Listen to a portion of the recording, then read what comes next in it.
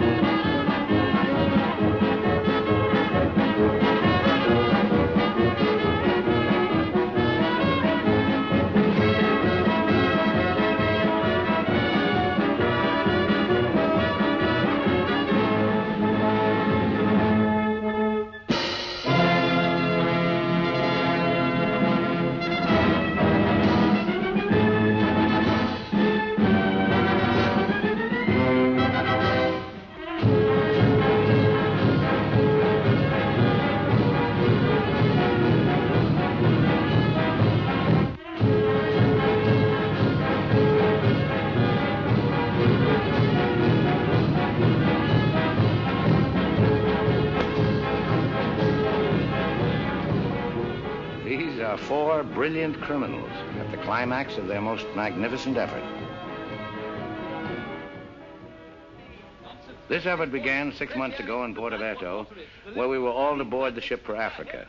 And they were my associates in a quest for uranium. An element not one of them knew the first thing about, except that they'd heard you could get dough for it. Big dough. Who?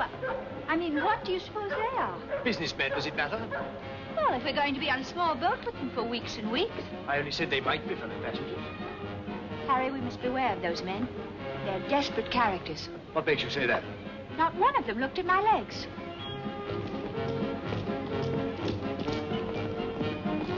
Good morning, Mrs. Dannreuther. Good morning, Billy boy. Care to join us in a stroll?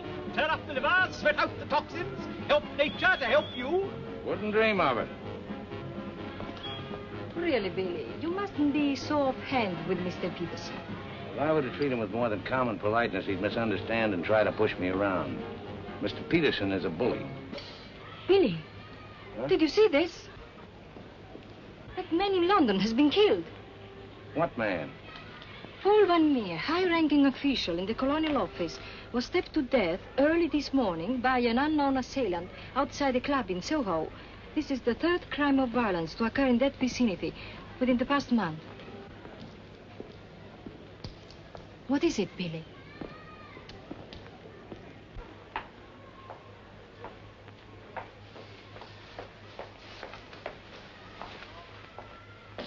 In heaven's name, Billy, say something.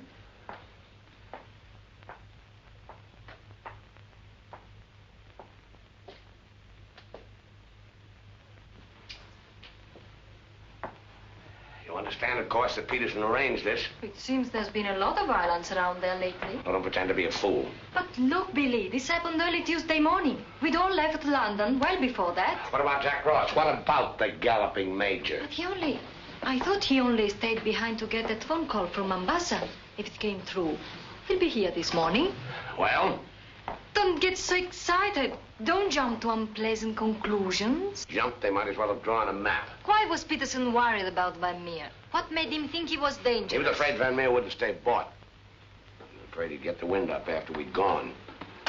He had visions of him trotting upstairs to his superiors, announcing, I have certain information that certain persons have paid certain sums of money. Don't talk so loud, Billy. To obtain illegal rights to certain mineral supplies.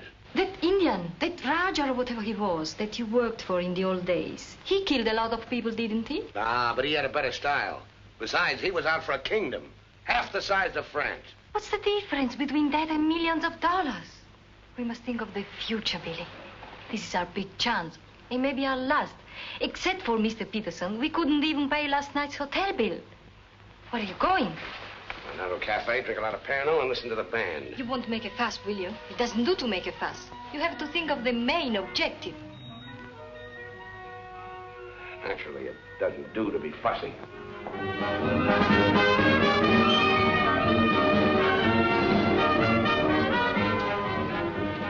Gwendolyn.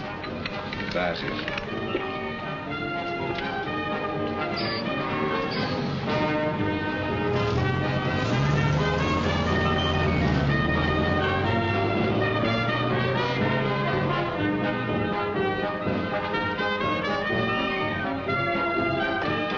The luggage is in there. Bring it up.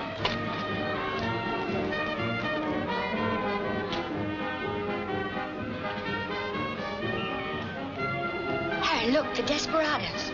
Shh.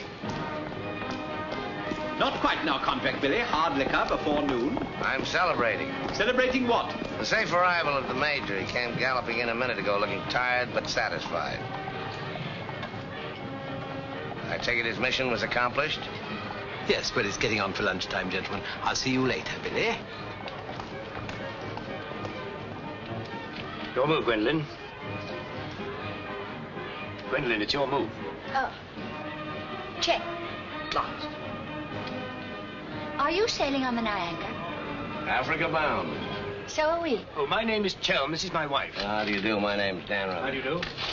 Are your friends sailing too? The whole kit and caboodle.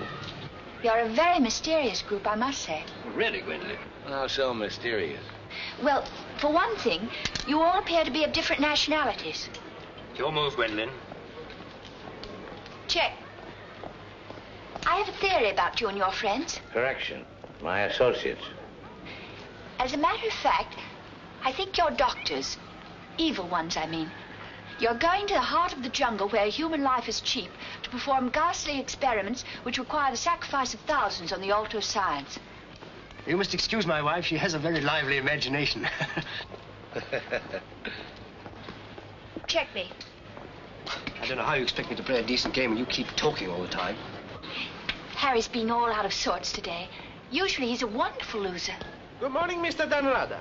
I bring you the captain's compliments, along with the sad news that the sailing of the SS Nyanga has been postponed.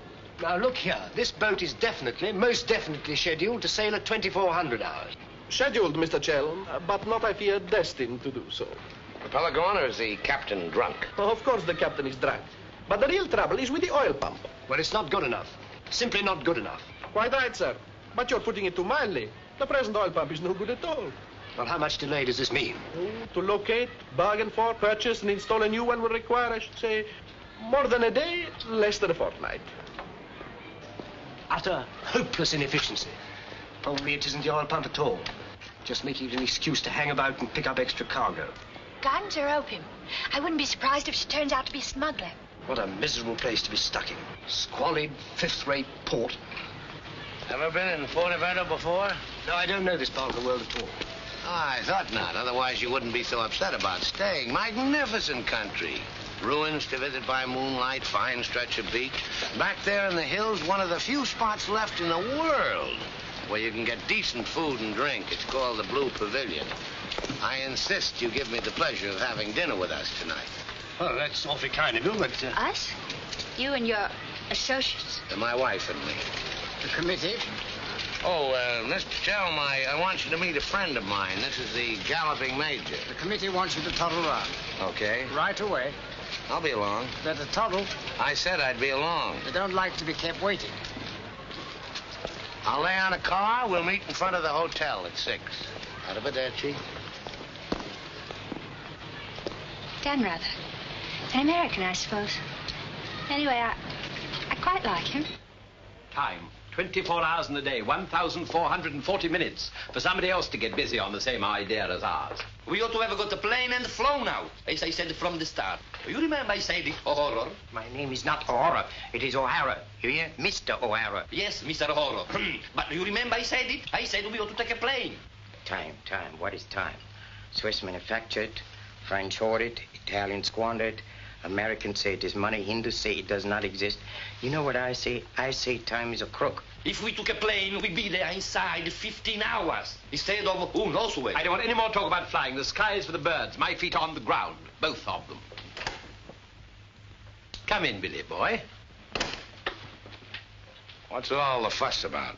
No fuss, Billy. We're merely wondering what course to pursue in view of this unfortunate delay. Join the peasants in their revels. Go to church. Write your memoirs. Very funny. I like an associate of mine to have a sense of humor. Good laugh does more for the stomach muscles than 5 minutes setting up exercises. And now that we've had our moment of fun, and all the better for it, let's get back to the question.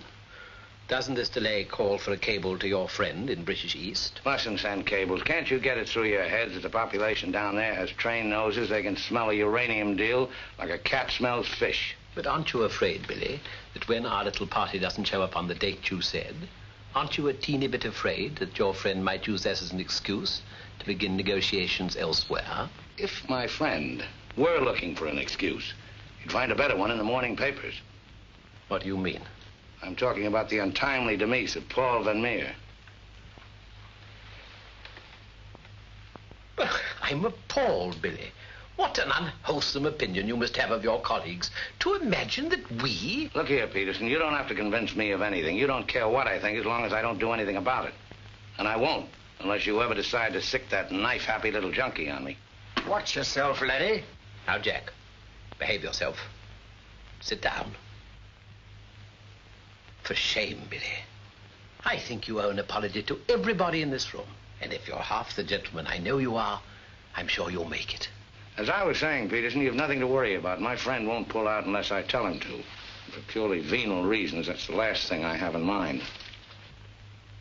Jack, give Billy a light.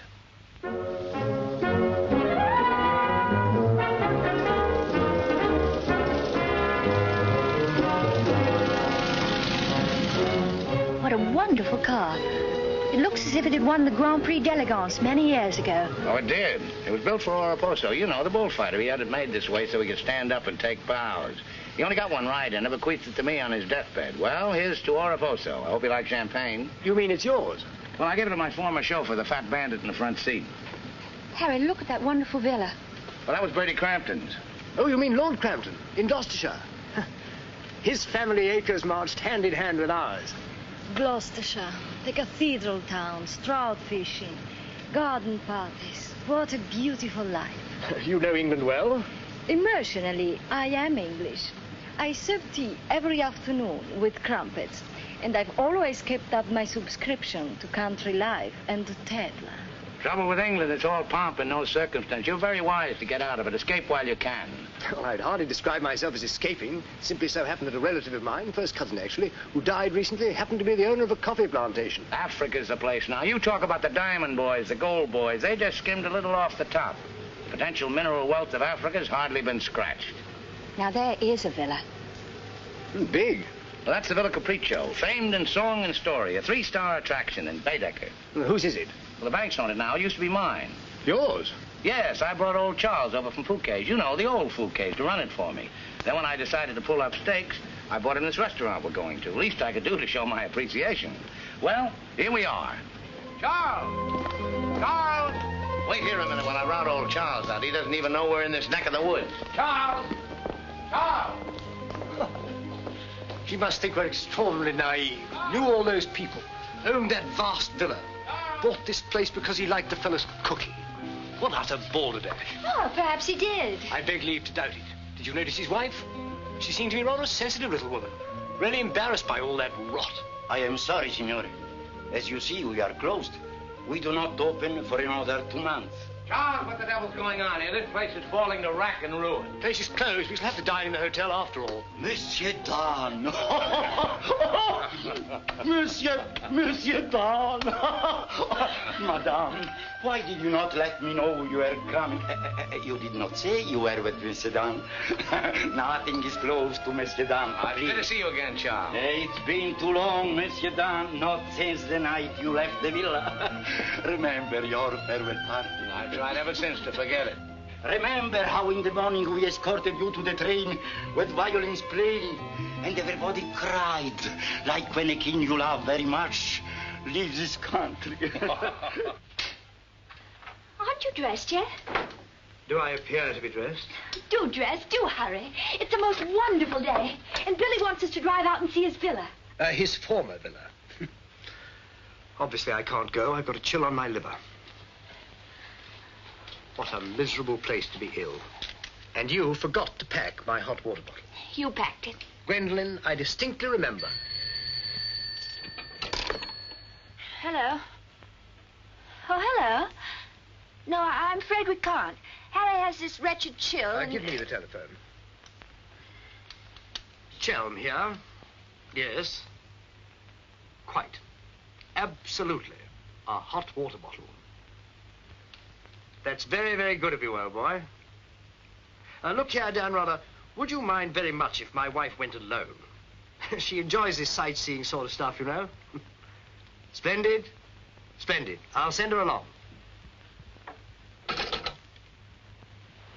You know, Gwendolen, nowadays, one simply cannot afford to dismiss people just because they're not one's sort. One has to try and bridge the gulf. After all, it's a new world we're going into. One's got to take it as one finds it. Face it. Use it. Master it.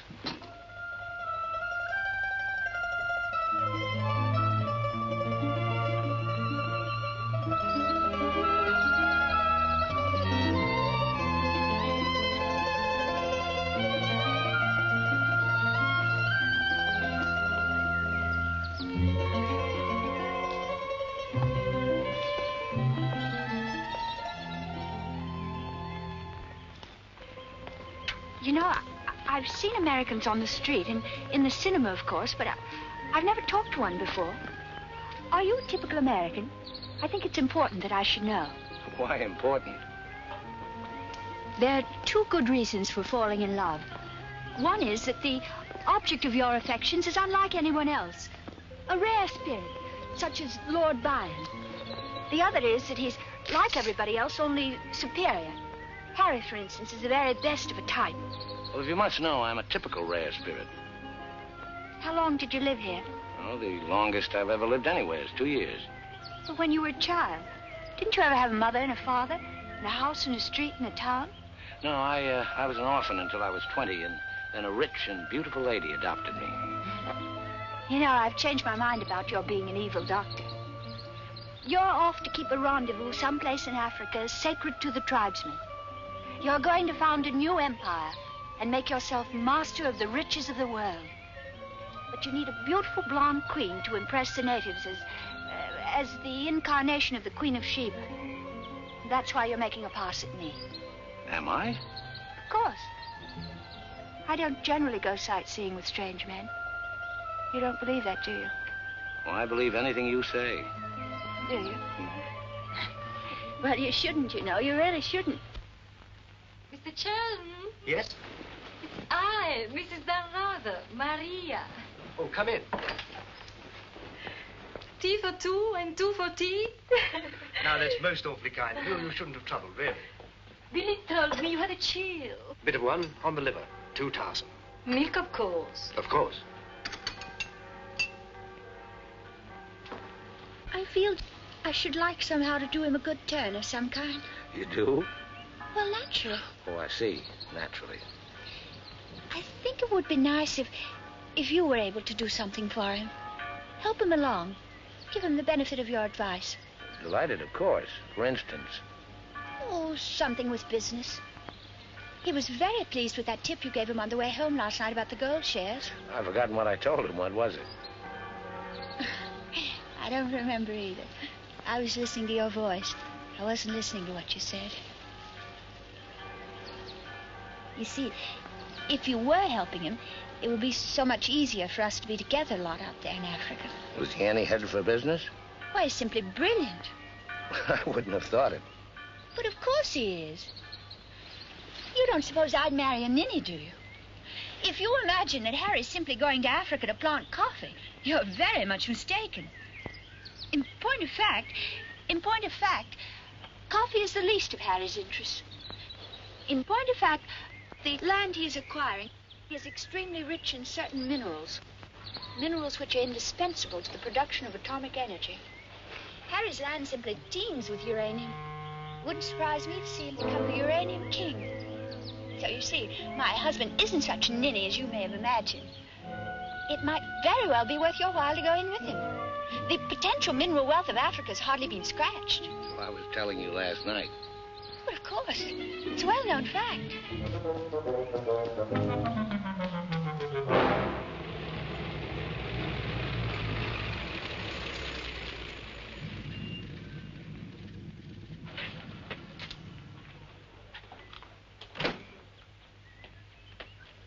Billy boy. Had a happy day? Very. I'm so glad.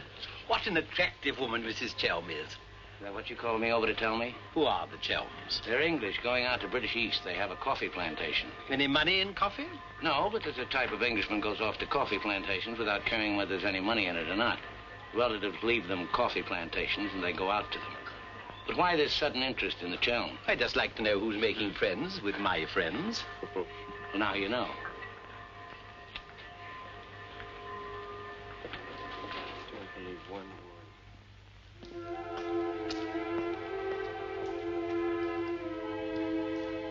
You know, if I ever leave you, it'll be for someone of the type of Harry Chell.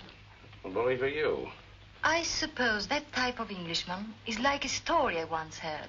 An English gardener in England was showing some Americans one of those wonderful English lawns. And of course, they wanted to know how to make a lawn like that. And this English gardener said... He said all you have to do is get some good grass and roll it every day for 600 years. I heard that story before you were born. Englishmen tell it when they're feeling down in the mouth. Just don't understand the Chell type. You're not even listening. You never do. Someday I'll say goodbye and you won't hear that either. One day I shall really meet my type and run off with him. And you'll be simply amazed. That's possible. George Moore said, I learned it by heart years ago. He said that each great passion is the fruit of many fruitless years. George Moore was a very distinguished English writer, you know. Except that he was Irish. Cheer up, sugar. If I make $1 million on this deal, I'll buy you an old English lawn, one we can roll up and take with us.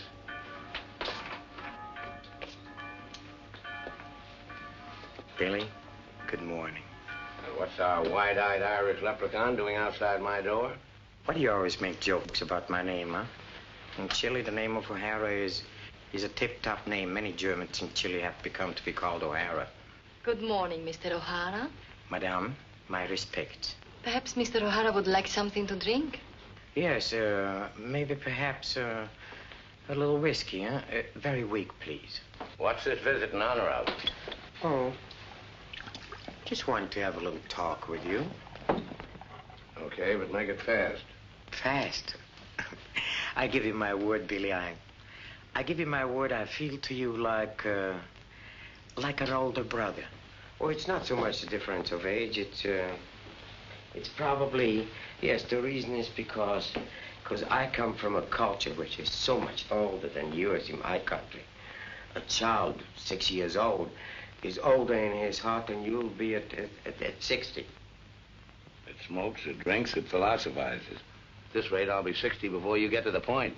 The point is that Peterson, Ravello, myself, we are the principals in this case. We are in with the money. We cannot switch around and turn, but an agent, it's easy to imagine that he could conceivably doesn't feel himself quite as irrevocably committed as Peterson or... We're fellow passengers, I believe. Not quite yet, would you say? Too sadly true. By any chance, you don't happen to have seen your Mr. Dannreuther about? I don't think Billy's up yet. Not 11. He's rather a late riser. But he said... Well, anyway. I shouldn't put too much stock on what Billy says, particularly when he's had a few drinks. It's not that he means to break his word, he just forgets that he's given it. Charm and dependability so seldom go in one package. There are exceptions, of course. Your husband, I imagine, from his manner and behavior, is one. Oh, yes, very. Well, quite, Henry. I'm so looking forward to meeting your husband and having a chat about Africa. By all means. I understand he's in coffee? You make it sound like a total immersion. Part of Africa we're going to is due for some pretty important changes. In my opinion, things will be booming out there before you can say Jack Robinson. I do hope there won't be too many changes. It's completely unspoiled, I hear, with some of the loveliest scenery in the world.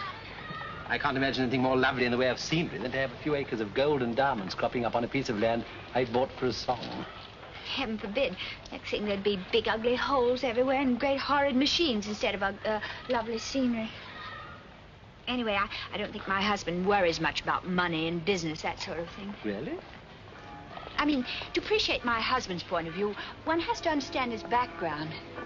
Those lawns. Hundreds of years in the making. Those immemorial elms. Those walls hung with family portraits. Generations of them.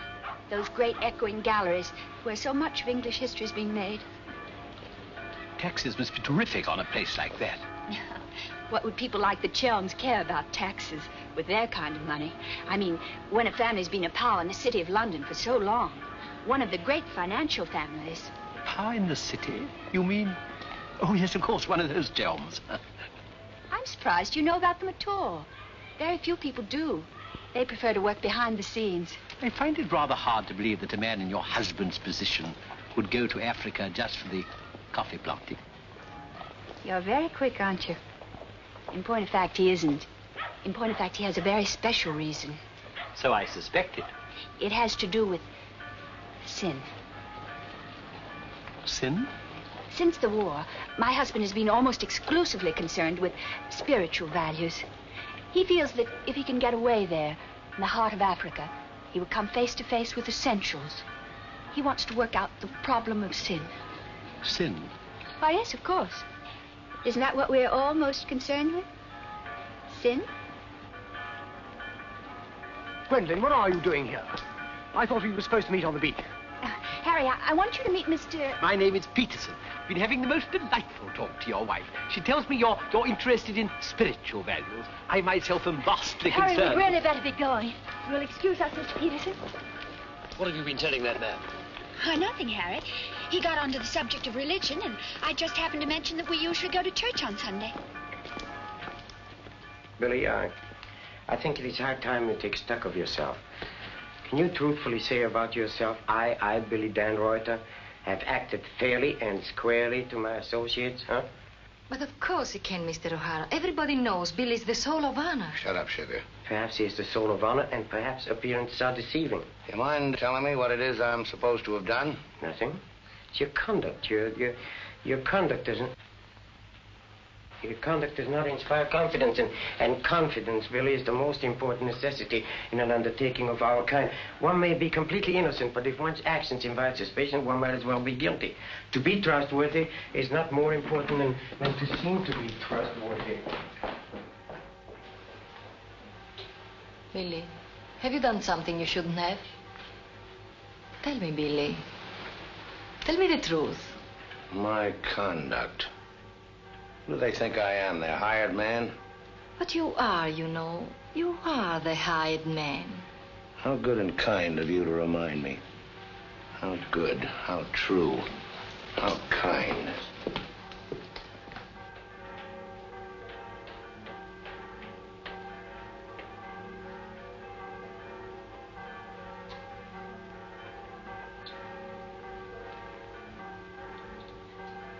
Oh, I say, Dannreuther, good to see you. How about a drink? Well, Oh, come on, my dear fellow, let me buy you a drink. Oh, Gwendolyn, don't forget to send one to Aunt Beatrice. Can't understand it. Gwendolyn distinctly said she'd join me on the beach. Then I come back and find her sitting there in that cafe. Extraordinary creatures, women. Well, let's drink to them. Pano. Scotch. Come on, you tiny little wreck, have a drink. We're drinking to women. Take the drink, but won't join you in the toast. Glass of Irish. Women. Hitler had the right idea. Keep them in their place. Kleine Kinder Kirchen. Babies in the kitchen. Say what you want to about Hitler, he had his points. Come. Look here. This generation's had its chance. Hitler, Mussolini, those are the men. Now is the age of the barbarians. The world's going up in smoke. I say let it come, get it over with. Well, if you don't mind, I'd like another year or so of worry. Worry? Just 1 minute, laddies. I've just 2 or 3 words to say to you, laddies, and that's don't worry. Don't ever worry. I'm in a position to know secret information. The Rosicrucians, the Great White Brotherhood, the high secret orders. But you've no faith. You must have faith. Faith and power, secret power. Men who guard the trust from the deepest insides of the whatchamacallit. Mystic rulers, all one club, chained together by one purpose, one idea. Mankind's champions. Follow me, Billy? Oh, why, of course. This generation's had its chance. Hitler, Mussolini. I can't stand here and permit you... Are you interrupting me? Relax, Jack. Have another drink. I simply want to state that things don't happen to be what certain people imagine. An officer may find himself strapped for money, and he may undertake certain things which in other circumstances no, absolutely no. Absolutely. I mean, absolutely no. In the old days, I should have simply told people of your ilk to buy their own drinks. Poor old Jack. I'll teach you. I'll teach you to insult an ex-officer of the Indian Army. Well, are you yellow? The bar. You're Major Ross? Right. Ross here. Right. Right again. Come along, the committee. Saved by the bell. I've never heard such rot in my life. Sin. Oh, sin. All I could do was to keep a straight face. No, I'm certain of it now. These are two very clever and dangerous antagonists. Sit here and help me close. But how could they possibly know what we're up to? Great interests like the Chelms have ways and means. Yes, and I'm convinced they're out to get us even before we get started. We must get ahead of them. Time has entered the picture in a new way. Never forget the time factor, gentlemen. It always enters the picture in the end. I'm sending a cable to London. I want full information on those Chelm interests. British Africa, too. Check up on his interests there. Every time the plane lands, I'll try and reach you by telephone. Keep me informed of the latest development. Dannreuther, that lying, swinish, rum-swilling double-crosser. What pleasure it would give. No, you can't at the moment. We need him. Right now, we need that swinish, lying double... Did I hear my name? Rub-a-dub-dub. 3 men in a tub. Tub? Oh. Been a change of plan, Billy boy. You and I leaving for Africa. How's that? You and I are flying to Africa by the next plane. Oh, what's happened, Peters? Must be something important to get you on a plane. Perfectly simple, Billy boy. The trouble with the oil pump and the general uncertainty about when the Nyanga will sail forces me to sacrifice my personal comfort. I prefer to fly rather than run the risk of arriving too late. Well, there's also such a thing as arriving too early. What do you mean by that? Well, the land doesn't come up for auction for a couple of weeks. My friend can't make his move until then. If we sit around British East all that time, somebody's going to start wondering who we are and ask questions. Is that your real opinion, Billy, or are you just looking forward to a long sea voyage with the attractive Mrs. Chelm as your companion? Or perhaps you have even other reasons. Such as? That's for you to know and for us to find out. You'd better get your packing done.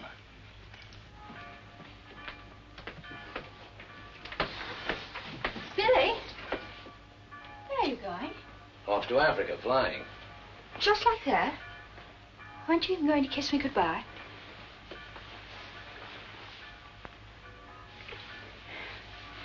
I wish. Don't say it.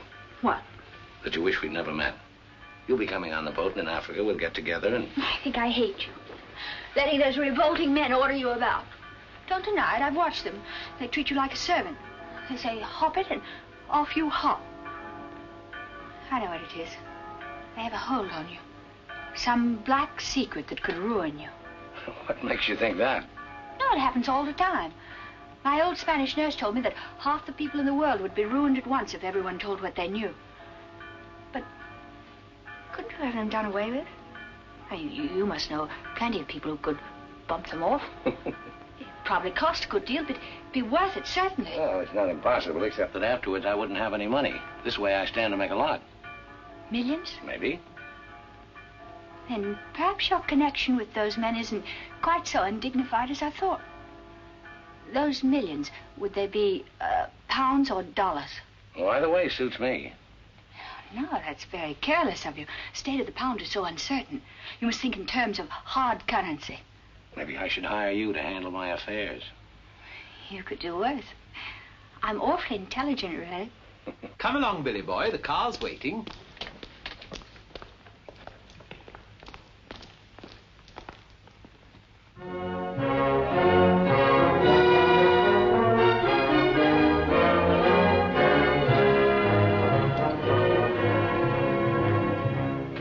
Get faster than this, we'll miss the plane. Press on! Press on!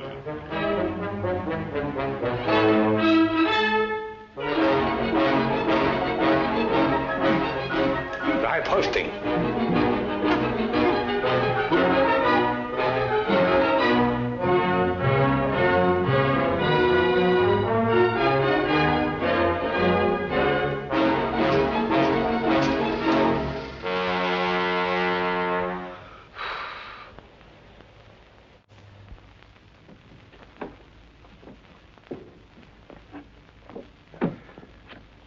Bisogna spingere. Push, push. Come on. 1, 2, 3.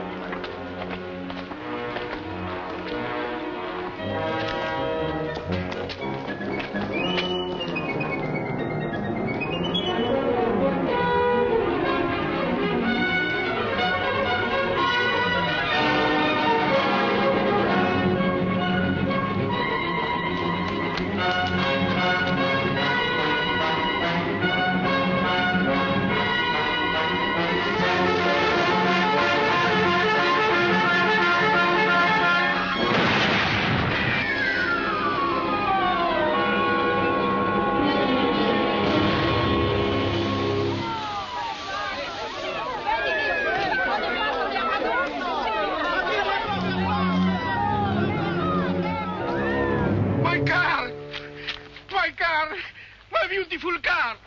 You did that on purpose. What? You planned it that way. I know what you're up to. I know everything. I know about the uranium on the Chelm's land, the Chelm interests in the City of London. The what? You heard me, the Chelm interests. I take it your information comes from a reliable source. It does, from Mrs. Chelm herself, in fact. Ah, magnificent. Simply magnificent. You must pay me back for the loss of my beautiful car. If you weren't a benighted jackass, if you could see as far as you could spit, you'd know there's no such thing as a Chelm interest. You'll have to do better than that, Mr. Dannreuther. Very much better than that. Don't believe me. Check with London.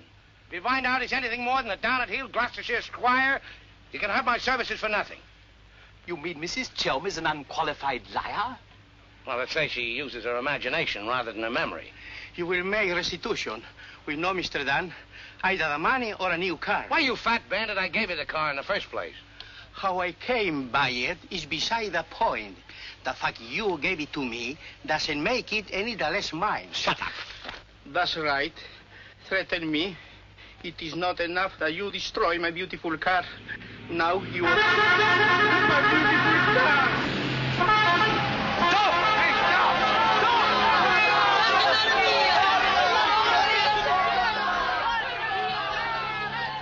stop! More than anything, I want Billy to make a grand success out there. Oh, as you care so much about money, I should have thought you would have left Billy for some rich man. I shouldn't think Billy would mind, really. I mean, neither of you are in love or anything. You are a strange girl. Of course I love Billy. Actually, I adore him. And Billy loves me very, very much. That's why I trust him with his little unimportant amours. And what does he say about yours? But, darling, all husbands like their wives to seem attractive to other men. Be sure you explain that to Harry. I'm going back to the hotel.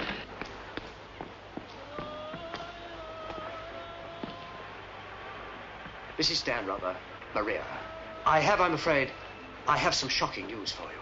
The boat is not going at all? There's been a terrible accident. Your husband's car drove over a cliff. The people on the bus saw it fall into the sea. It seems almost certain that... What is it? What are you trying to say? He's saying that Billy is dead. It's become necessary to redistribute the stock in our company. Stock? What good is the stock now? We can't deal with Dannreuther's friend. Not without Dannreuther. All the effort, the money, everything went over the cliff with that car. Ravello, you forget the English are very sentimental people. I tell you, there is nothing that Billy's friend will not do for his widow, and in black, she's a very touching figure. Poor Maria, you really have had a wretched time of it. You are very understanding. If only there was something I could do. Just now, if you could bring me an aspirin. I have a headache. Don't move. Just you wait there. I'll be back in a moment. Mussolini, Hitler, and now Peterson. A great man, a great loss. I'm going upstairs and reading my Bible. Why all the clothes? Maria has a headache. What's the matter with you? Go away. My dear girl, I'm as sorry about Dannreuther as you are. But after all, it isn't as if he was one of our oldest friends. I was in love with him. He was a very pleasant acquaintance. What did you say? I was in love with him. Really, darling, have you no control over your romantic fantasies? I loved it. Can't you hear me? I love you. I love you. Oh, rot. You're just dramatizing again. By George, you were right, after all. I did pet it. Oh, what shall I do? I feel so I were drowning. He's dead. He's dead, and I'm left in a fool like you. I tell you what to do. Have a bit of shut-eye. You wake up in an hour feeling your real self again, and there'll be no more silly stories about falling for a middle-aged roustabout. So? Oh, please go away. I'll just take these to Maria.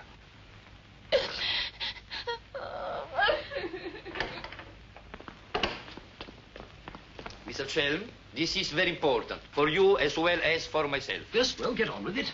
There is now an opportunity for you to secure enormous profits with virtually no risk. I want to beat about the bush. Our purpose in going to... For you as Billy's widow, it will be very easy to persuade his friend in British East, and for capital, we have Chelm. Quite evidently, you've been misinformed as to my interests.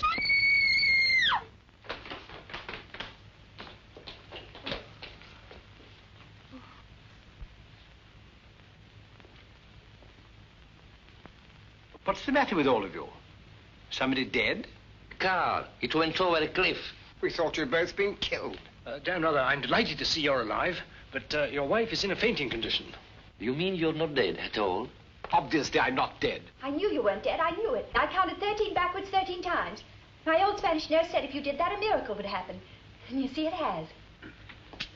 Ladies and gentlemen, I bring you the glad tidings. The captain is sober, and the SS Nyanga will sail at midnight.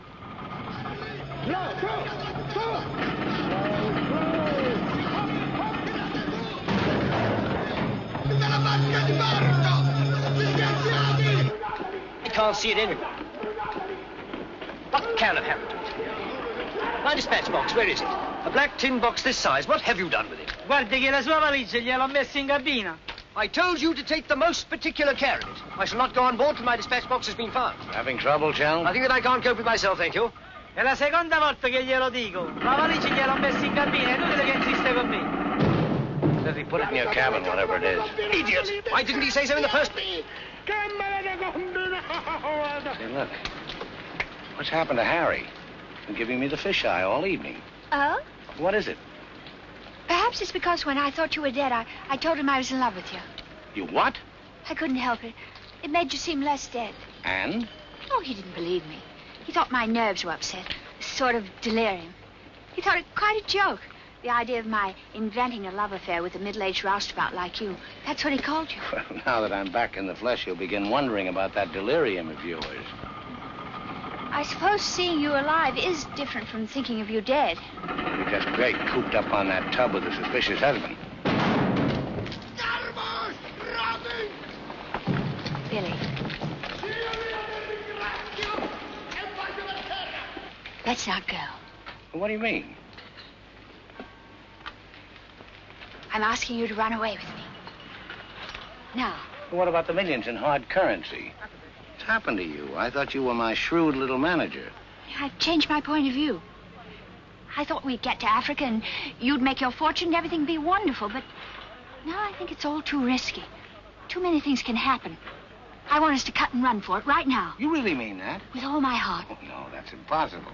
Why? Well, for one thing, Mrs. Dannreuther might not go for the idea. She's not quite as sophisticated as you are. Please, Billy, listen to me.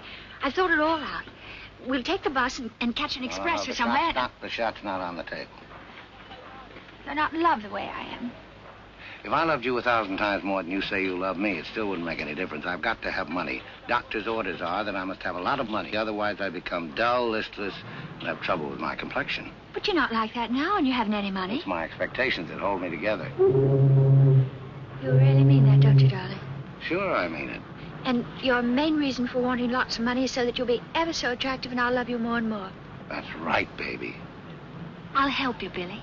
I can, too. I'm something of a witch. My old Spanish nurse said I could have been a professional. Don't look now, but they're raising the gangway.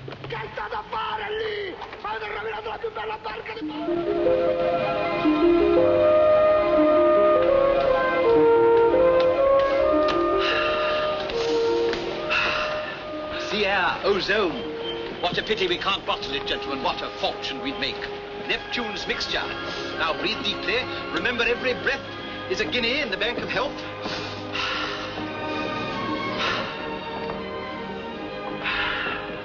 Good morning, Chell. Why, that's good. Very good indeed. I didn't know you were an artist, Mrs. Dannreuther. I'd hardly call myself that. I only dabble. The nose is not enough long. The ears are too small. Only has one eye. Now, come along, gentlemen. We must not dawdle. Blow and down, bully, blow and down. Blow, blow, blow and down. Blow and down, Betty, blow and down. Good morning, Mrs. Chelm. Let's hope she breaks her neck. Blow and down, bully, blow and down. Blow and down, bully, blow and down. Blow, blow, blow and down. Blow and down, bully, blow and down. Give me some time to blow and down. Mr. Peterson? Mr. Peterson? Radiogram.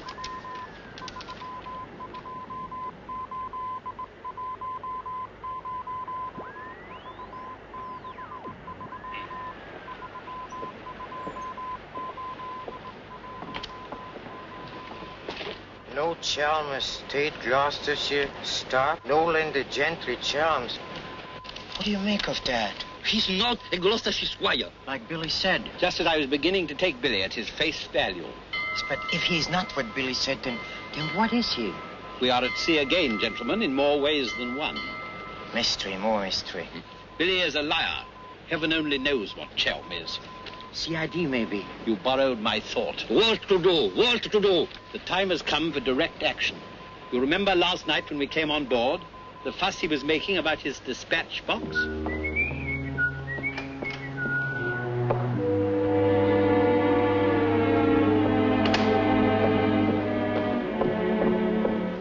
I love colors. Working with them is an endless puzzle. Your face, for instance. 10 minutes ago, it was all brown and pink. Now the light is changed and is chalky white. What? Tinged with green. Green? It must be getting rough. Just a little. Don't break the pose. I don't feel very well. I think I'll go below and take a pill.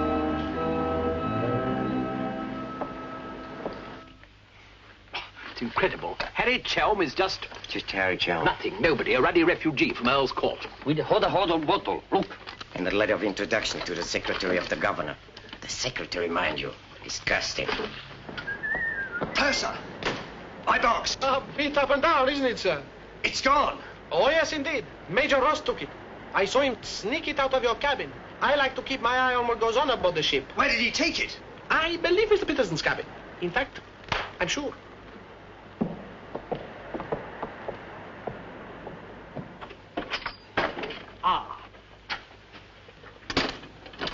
And now may I ask what explanation you have to offer? He forgot his hot water bottle.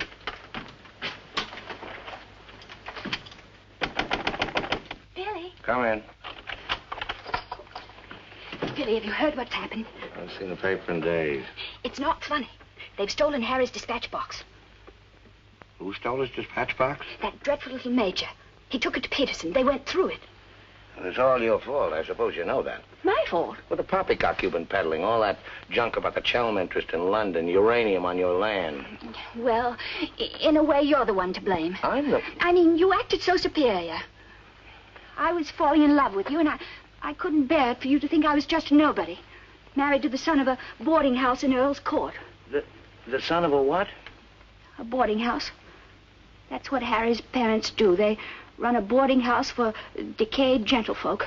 But the way he talks, the way he acts, I thought... It's just that he sees himself in a place in the West Country with trout streams and horses, leading the life of a country squire. It's not his fault if people take it for granted that he has a place like that. He's never once said that he had. Well, country gent, son of a boarding house or whatever he is, I suppose I'd better get his box back. Oh, he got it back himself. Well, then there's no harm done. Except that Harry's gone to the captain. He's going to have them put in irons. He is what? He says that's what they did in the Royal Marines. Look here, Skipper, there's a perfectly simple explanation for all this.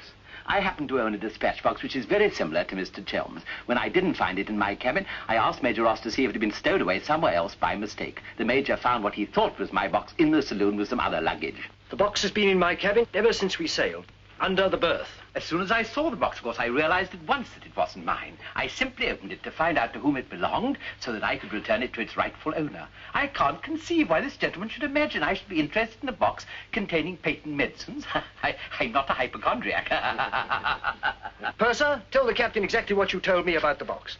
Why, sir, you asked me whether I'd seen it, and I said it might be the one I'd seen being carried along the passage by Major Ross. You distinctly told me that you'd seen it being taken from my cabin. Oh, you must have misunderstood. You were rather ill at the time, if you remember, sir. That's all, Purser. He's been bribed. He's in league with these criminals. Just a case of a misunderstanding. That's how I look at it. Now, what about a little cognac? To wash away any ill feeling. I don't care for a drink. And let me assure you that this matter is far from settled. While rifling through my personal effects, I feel certain that you must have noticed I had a letter of introduction to the Secretary of the Governor. I suspect he'll be much more interested in what I have to say than this gin-soaked so-called ship's captain. You mind your tongue! Anyone else? The other one I put in irons. As far as I'm concerned, this is a close incident. Look, Joan, you've got your box back. Why don't you forget the whole thing? What possible interest do you expect the Colonial Office to take it? On the contrary, I expect them to show considerable interest in a gang of crooks who are trying to swindle the country out of vast uranium deposits.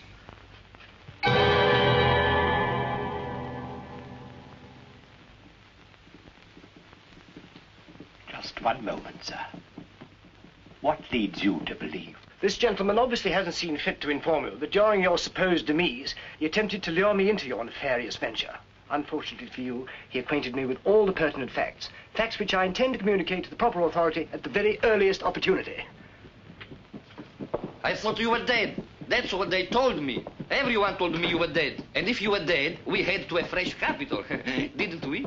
You, Ravello, my own partner, sneak up behind my back and try to cheat me. The milk's spilt. It's no good crying over it. Get after him, Billy. Calm him down. Talk to him. See if you can't get him to change his attitude. I'll try, but I don't think it'll do any good. I don't know why we have to worry about Chelm's attitude. Talk's no good. Conversation never convinced anybody. I say put an end to words. Shut up, Jack.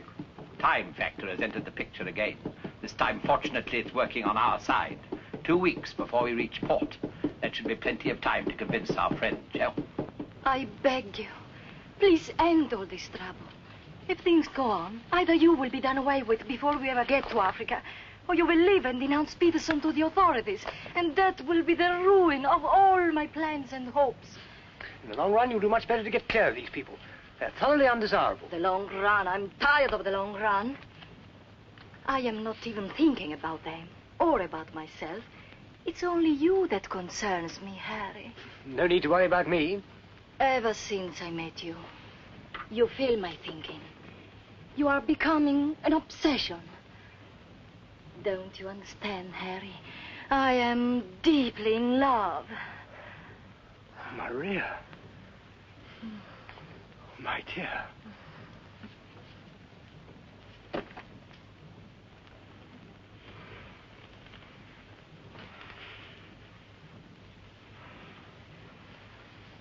Only you could make a woman feel like this. All I want is to be in your arms, now and always. You forget I'm going to be done away with. Oh, no. It will be easy to arrange. What you must do is this. You will write me a letter. A love letter. You will tell me that you cannot denounce Peterson, because then I will suffer too. Because you love me so much, you cannot bear to hurt me. Such a letter they will believe if I show it to them. My dear girl, you must see that this is quite out of the question. I don't propose to make compromises. Not compromises, Harry, darling. But you can see, if you cause trouble, the whole of our plans, my plans, you would not want to make the innocent suffer. It would be much better if you don't interfere, Maria. I must handle this as I see fit. Then you intend to go ahead with this business, tell stories and ruin everything? It will be much better if you cut loose from these people. No happiness can come from such an association. Harry, I'm asking you not to do this. Please, write a letter. Then there will be no trouble for you, no trouble for us, no risk when we get to Africa. I'm sorry, my dear. We English are a very pig-headed lot. You think you can get away with this? But Maria, my dear good Maria, listen. First you made love to me. Now you tell me you will ruin me. You'll forgive me, but it was you who made... Oh, shut your trap. Go on, do what you like. You think you're such a brave man. I'll tell you what you are. You are a heel. What the blazes now? What's happening? What's going on here? The oil pump's on the blink. The electricity's failed. Utter folly. A ship lying in darkness this way, we might well be rammed at any minute. I'll tend to this myself. Which way is the engine room? The passengers are not... I'm sure your chief engineer will welcome the advice of an ex-officer of the Royal Marines.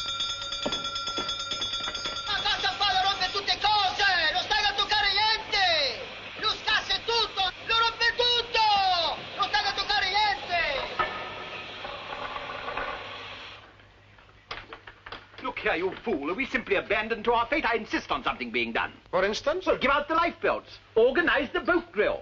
The clientele are requested to remain calm. To remain calm? Does the captain feel no sense of responsibility for the lives of his passengers? It's my opinion that the captain doesn't feel much of anything at the moment. Do you mean to say he's drunk? The fellow ought to be made to walk the plank. I'm afraid just now he cannot walk at all. But this is outrageous. Sit down, old man. What have you got to worry about? We're only adrift in an open sea with a drunken captain and engine that's liable to explode at any moment. Perfectly ordinary situation. Happens every day. But just in case any of you are still at all anxious, let it be known that Mr. Chelm has taken charge in the engine room. Who's taken charge? Harry, and he'll foozle it for sure. Shall I get out the hymn books? Your husband claims to have learned all about engine and such things when he was an officer in the Royal Marines. If he ever was. In point of fact, not only was he an officer, but he once won a medal for jumping into a sea of fire to rescue someone. It's only a bit of wreckage and not a man, but that wasn't Harry's fault. Just a slight error in judgment. Oh, the lights, they come on. He must have fixed it. Impossible. The engines are turning. We are underway. I still say it's impossible. Ladies and gentlemen, may I have your attention for a moment? I'm happy to inform you that the oil pump is now in perfect working condition.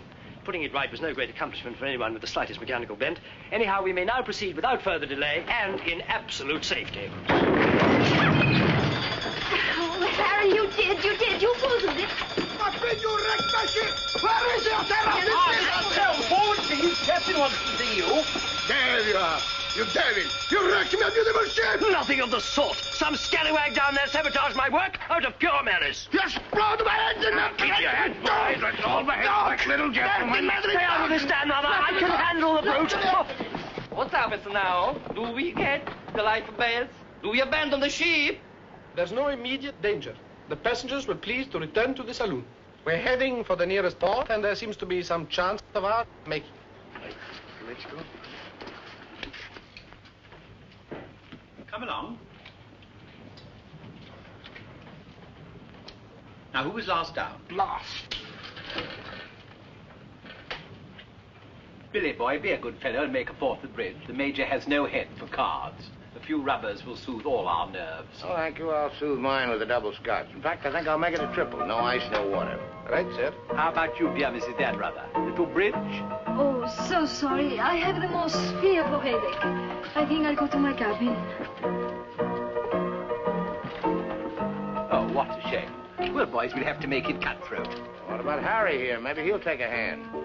That, under the circumstances, is a most unsuitable suggestion. Gwendolen, I must ask you to either move to another table or else leave the saloon. Oh, Harry, for heaven's sake. I don't care for my wife to associate with an associate of criminals. Don't be absurd. Billy's not a criminal. He's the best friend we have on this boat. We're not in need of such friends. You need any friends you can get. The only thing standing between you and a watery grave is your wits. That's not my idea of adequate protection.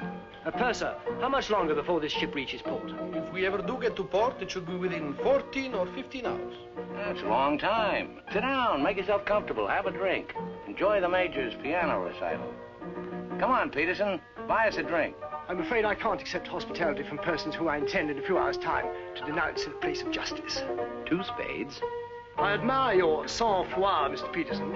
Or perhaps you don't think I'm serious. We shall see. 3 clubs. Gwendolyn, are you going to do as I say? Not when you speak to me in that tone. Not when you try to order me about. In that case? Where are you going? On deck, where the air is less polluted.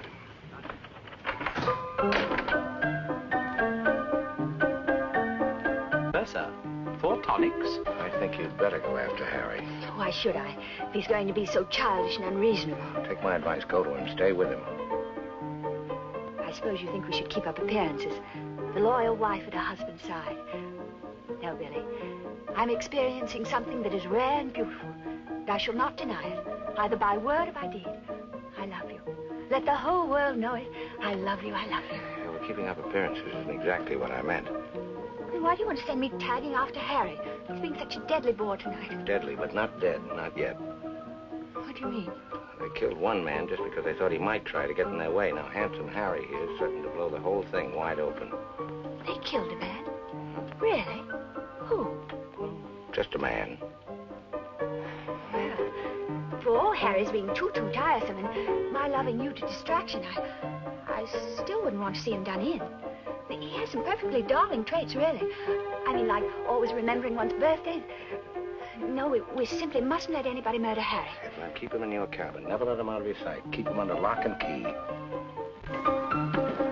Oh, Billy, that awful music. It's so loud. It comes right into our cabin. Peterson, tell the Major to soft pedal it. And while he's about it, he might change the tune. Oh, don't you like it? It's one of my favorites. I'm afraid he doesn't know any others. Do you, Jack? Oh.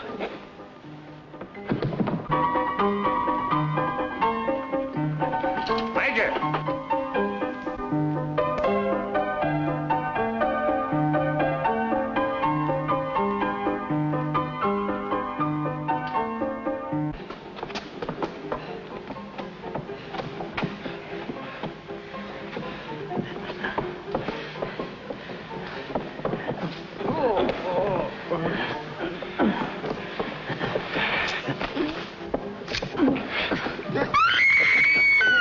Do I hear a lady screaming? One down. Captain! Captain!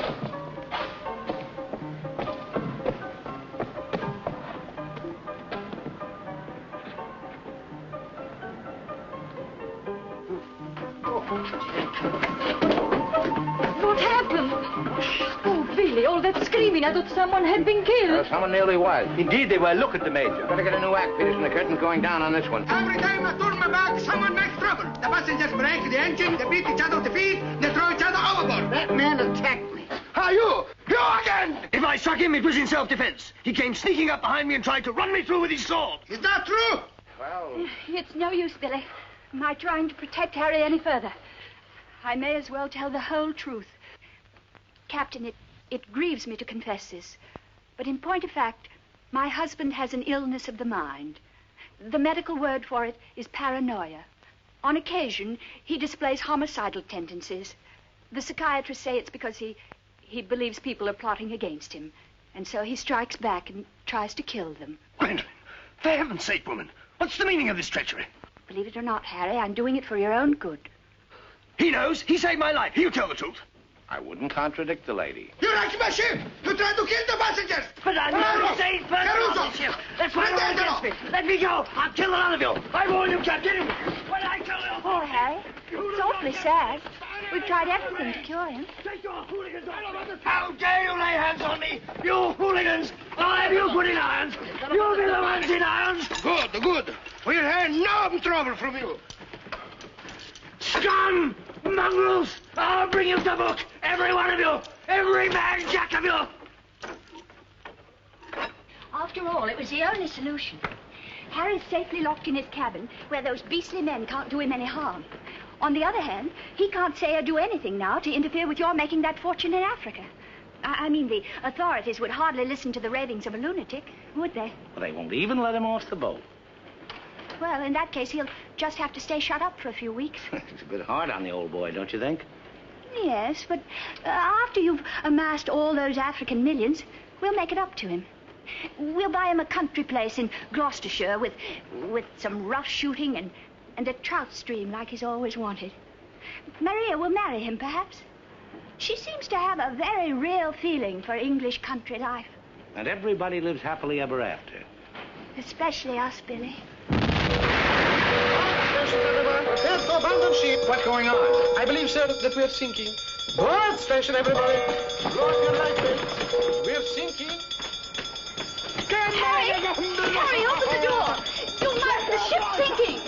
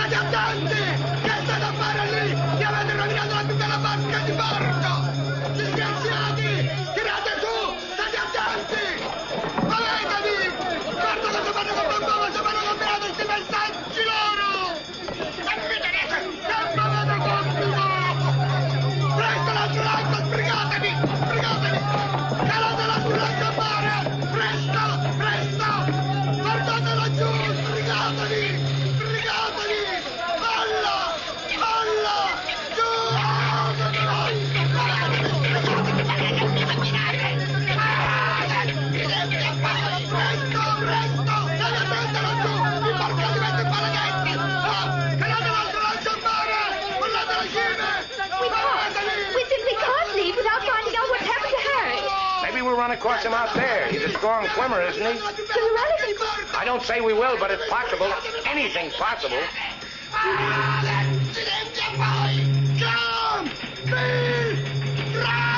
Dio mio, ti ringrazio e bacio per terra! Speriamo che incontri un branco di pesce cani!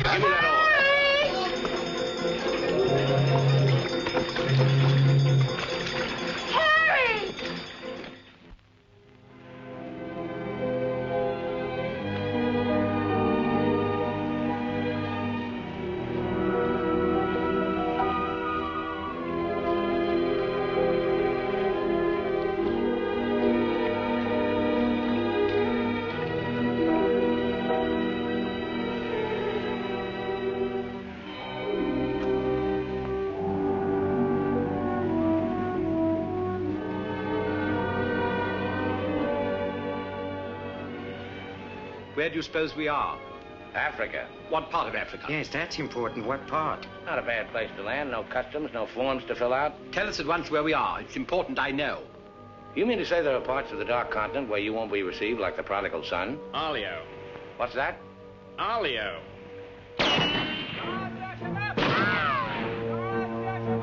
Better get down, everybody. Oddio, mamma mia! Arabs! Oddio, mamma mia! Get rid of your passports, boys.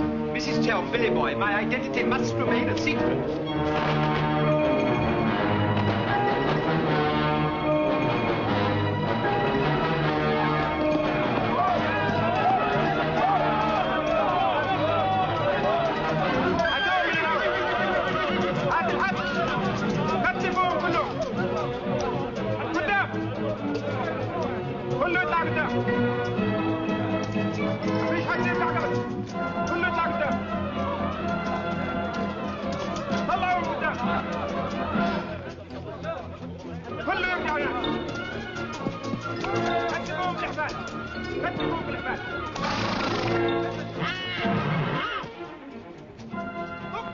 Alio, what's that? It was a company that sold arms to the Arab legions.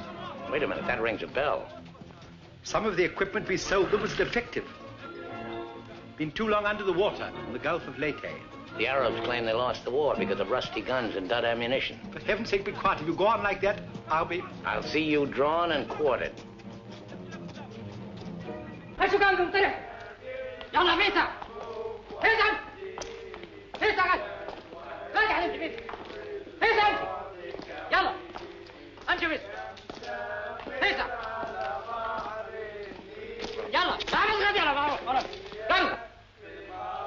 you'd allow them to bully you in this way? Why, it's simply... Shocking. Harry wouldn't have let them do it. He had a sense of dignity. I have a sense of survival. Billy, what is going to happen? Do you think they will torture us? Just let them try it. I'm a British subject. I wouldn't say it too loud.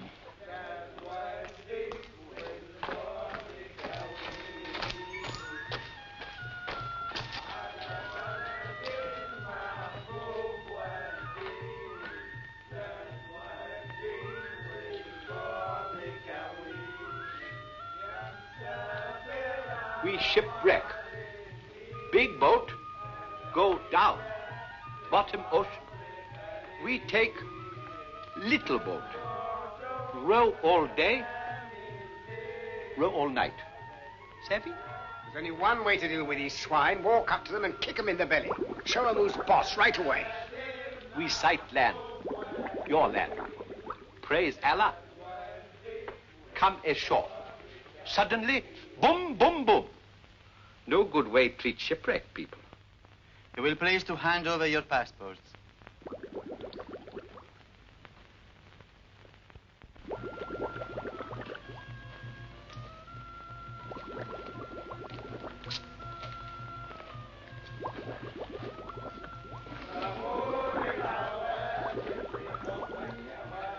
There seem to be 4 missing. Will those who have not handed over their passports hold up their hands?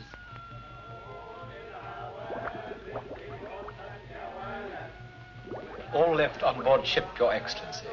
A terrifying experience.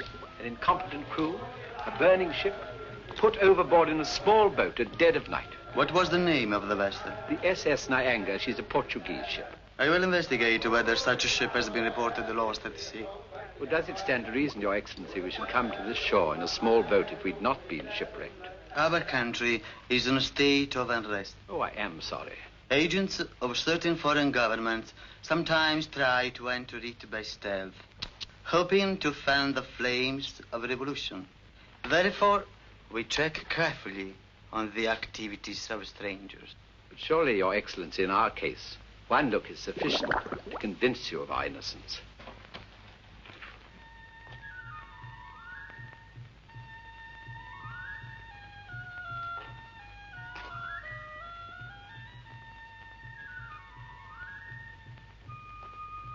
No. One look is not enough.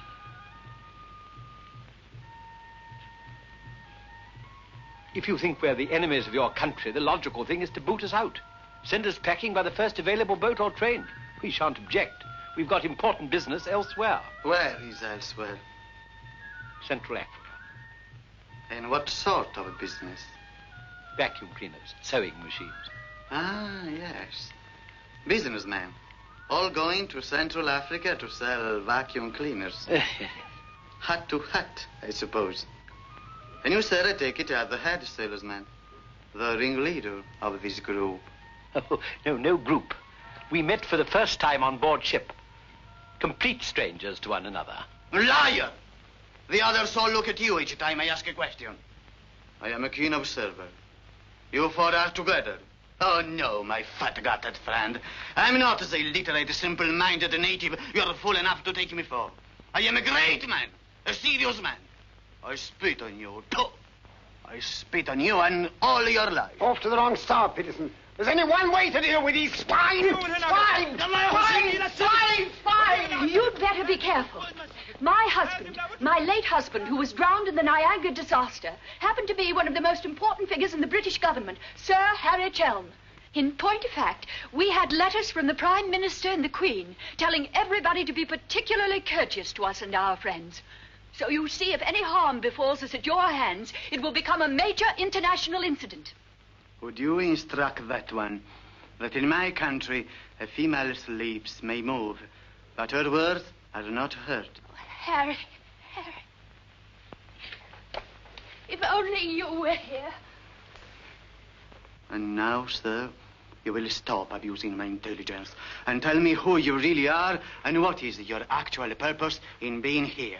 I'm a sick man. I've got a bad heart. I mustn't talk anymore. You refuse to answer. Well, that is interesting. It makes of it a contest A contest in a game at which we excel. We of this country have had 4,000 years' experience in asking questions and getting answers. Who are you? Why are you here? Don't hit me again. My heart, I have an attack.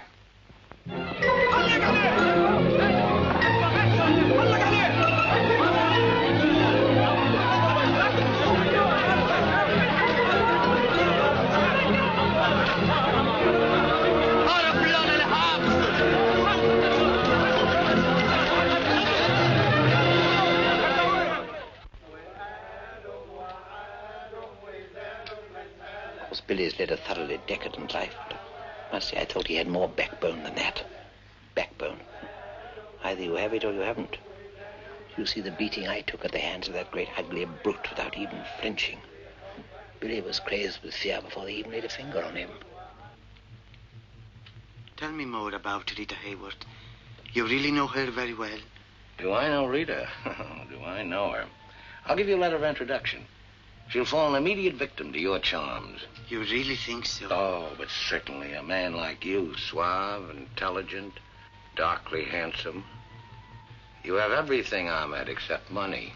And if you'll listen to me, a boat will be placed at our disposal, a very slow boat, so that Fat Gut's check will have plenty of time to clear. And you will trust me for your share? Does one man of the world ask another to trust his own brother? Oh, no, Ahmed. You'll give me a check for half. Your demands are very great under the circumstances. Well, why shouldn't they be? Fat Gut's my best friend. I will not betray him cheaply. You are certain that you are the friend of the peerless Rita? Come, Ahmed. Line back to business. Very well. 50-50. Oh, by the way, Fat Gut's nature isn't noble like ours. He might try to bargain. I do not bargain with a puffball like that. It's beneath my dignity. It'll be dawn soon. The correct hour for a firing squad. But if we have him shot, what about the money? Well, I was just thinking that if he had a volley at the psychological moment, he might not be so inclined to haggle. I believe you must have Arab blood. Westerners are not usually so subtle. يلا يا علي نمسك الراجل الثخين. يلا بينا يلا. Look, Halamite. Look, Halamite.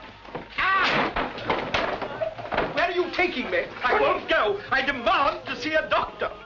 Would you say that in Paris, among smart people, the Rolls-Royce or the Cadillac is considered more chic? Well, that's no problem at all. A man in your position should have both.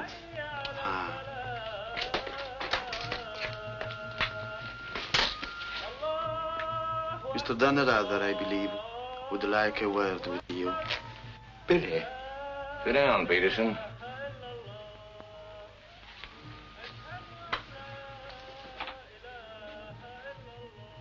I've been talking to Ahmed here, and he's made the vow.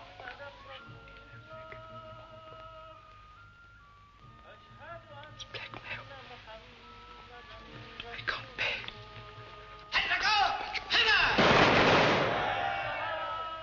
What was that? Firing squad.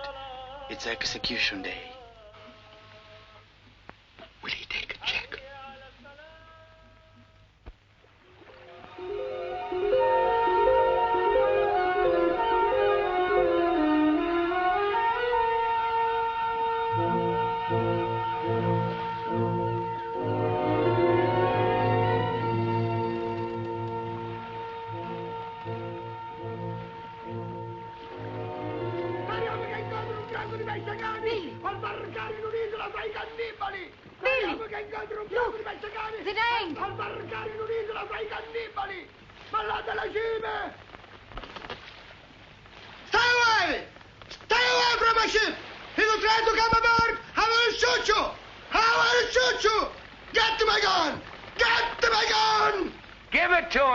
Shoot himself.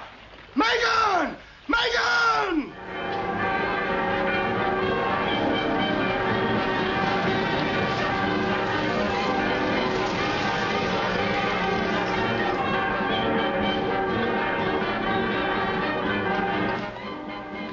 excuse me. Are you Mr. William Dannreuther? That's right. I'd like to ask you a few questions, if I may. Oh, I'm sorry, not now. Forgive me, but it's rather important. Yes, it always is. I was a newspaper man myself once. Very well, you may quote me as saying that everybody was heroic except Mrs. Dannreuther, who ate all our boots. Very amusing, but I'm not a reporter. Oh? Jack, go to the phone, make reservations. The first plane to Nairobi, 6 seats.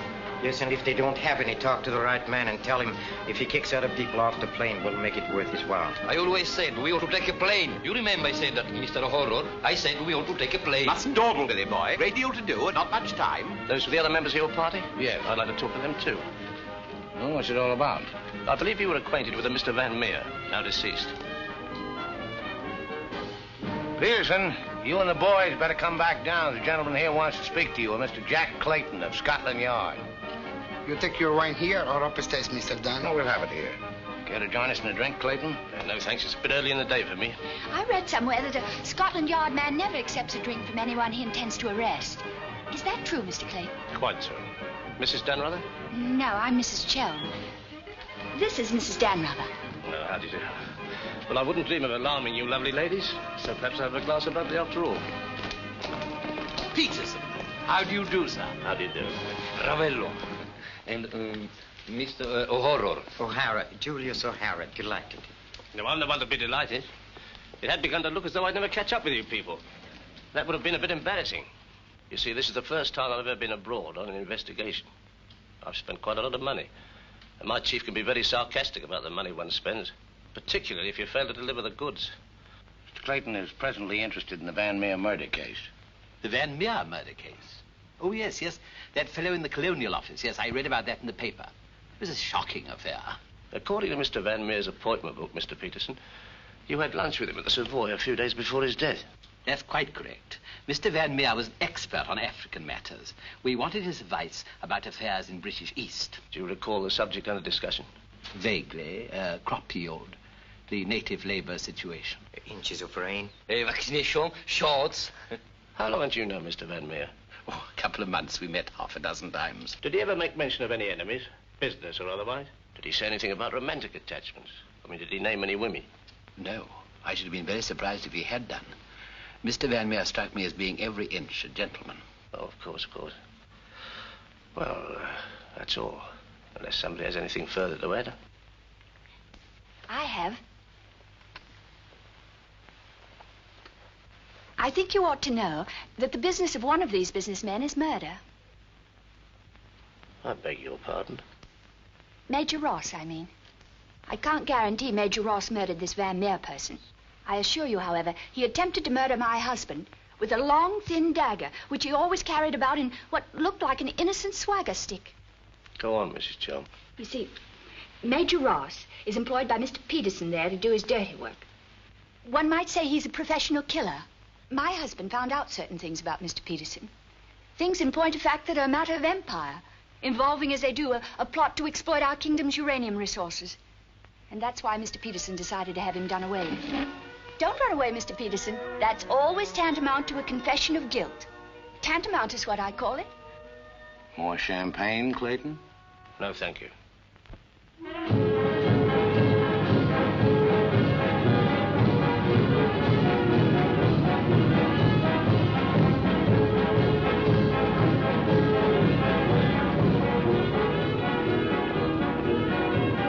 As I said before, very smart fellows indeed.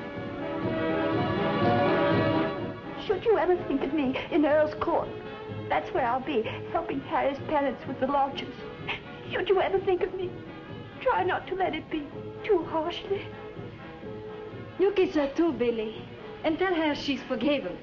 Sure, sure. Goodbye, Billy. Bye.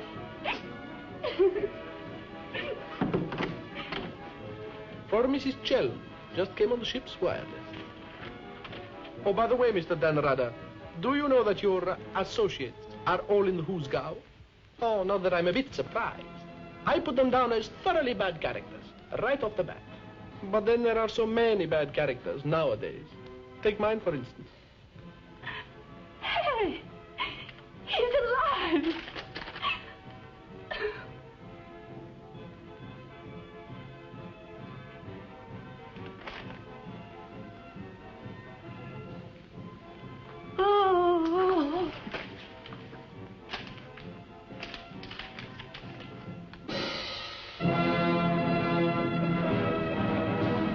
Oh,